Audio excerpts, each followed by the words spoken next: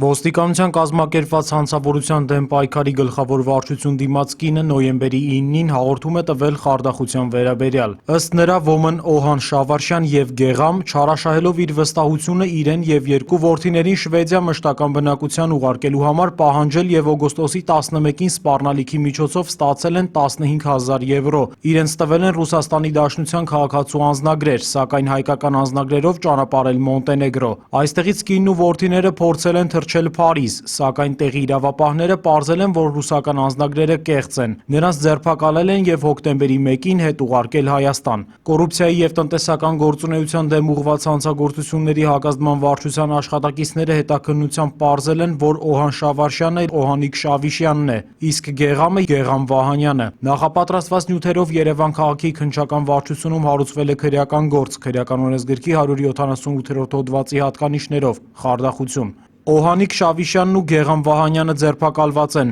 Կասկածներ կան, որ նրանց գործունեությունից տուժել են այլ քաղաքացիներ ևս։ Նրանք կարող են դիմել ոստիկանության կազմակերպված հանցավորության դեմ պայքարի գլխավոր վարչություն կամ զանգահարել 56 47 72 հեռախոսահամարով։